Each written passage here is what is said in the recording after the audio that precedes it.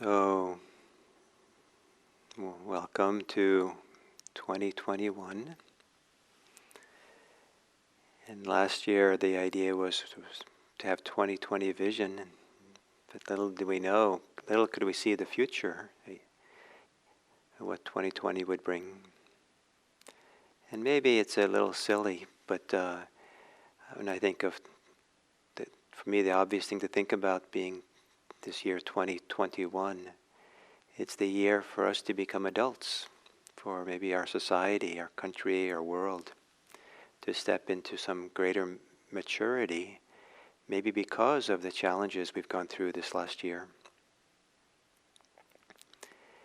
And certainly I think it's supportive and healthy and empowering to wish something like that, that given all the challenges of last year, that we're interested in incorporating them or using them as a fuel and catalyst for further growth on maturation and development, certainly along the Buddhist path of freedom and compassion.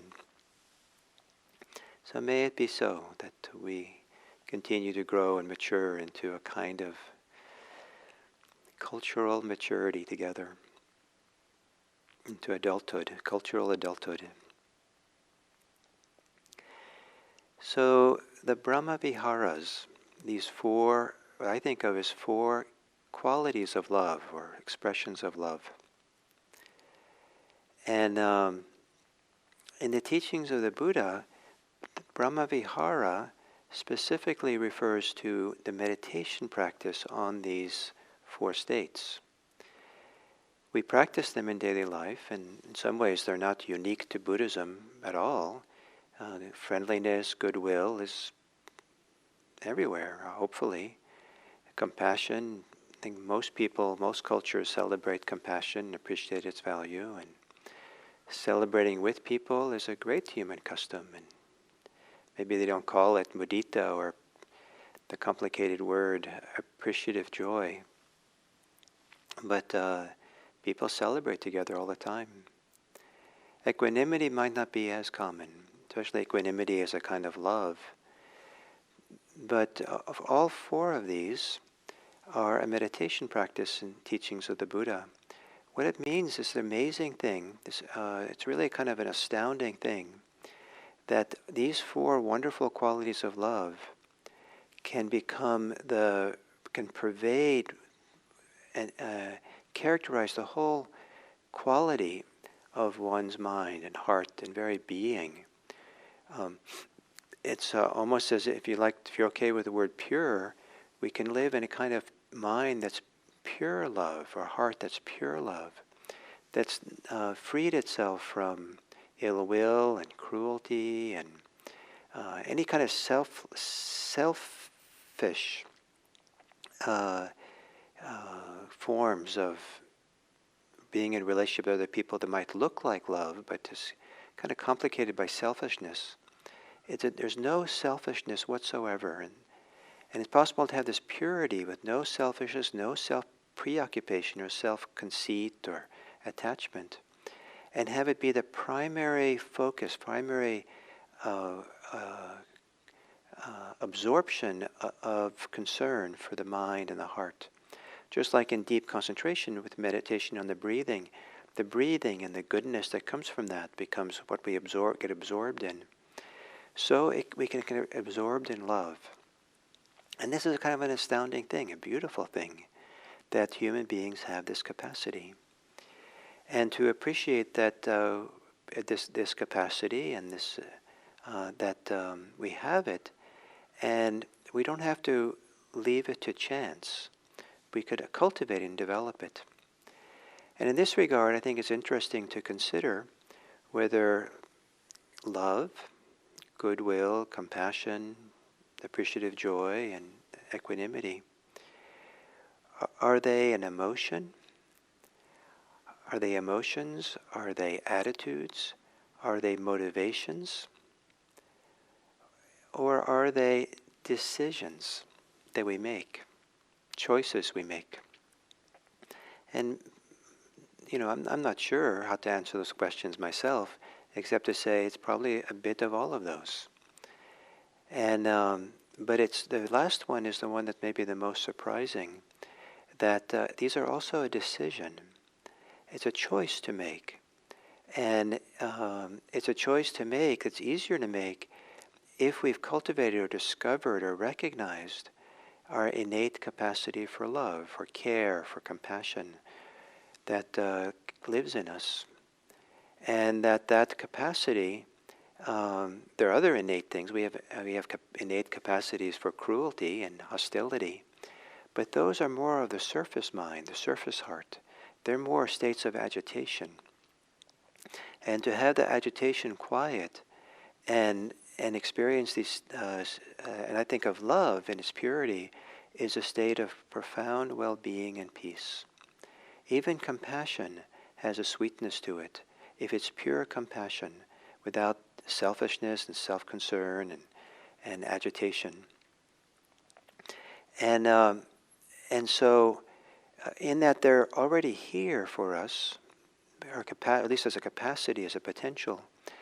When we start recognizing it's there, to choose that, to choose love over hostility, to choose love over being mean and mean words, to choose love and affirmation rather than negation, to support people and build them up rather than tear them down, to appreciate them and what's good in them so that can grow and develop. Don't be too focused on what's not so good in them, and because sometimes what we focus on is what we feed and develop, and so a decision, a choice to love more. Let's love. Let's choose to be friendly. Let's choose to be caring.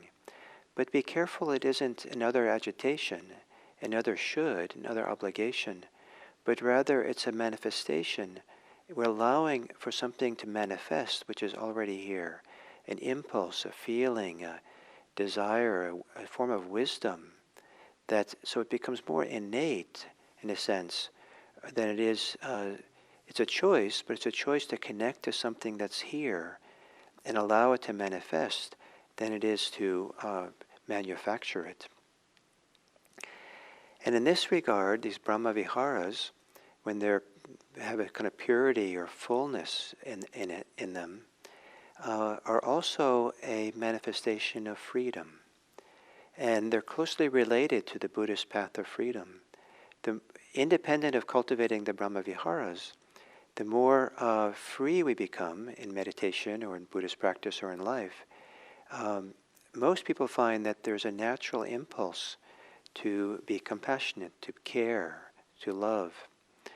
And as we become more loving, that tends to bring more freedom. Love is a kind of a antidote. It's a kind of a solvent for attachments. Love is a solvent for fear and hostility we might be carrying with us. Love is a solvent for fear, for resistance. And so whether we're on the path for freedom and then discover love comes along, or we're on the path of love and we discover freedom comes along, this freedom and love go hand in hand. And one of its most mature forms is this equanimity Brahmavihara, where we have a deep, deep love, fullness of love that's almost synonymous with peace, where we're so at ease and peaceful with what's there and non-reactive, unactivated by the 8 worldly winds of gain and loss, praise and blames, pain and suffering, pain and pleasure, success and failure. That these things can happen to us, all these worldly winds, but because the love is so stable, it doesn't agitate the love. There's a peacefulness and ease with it. We stay free.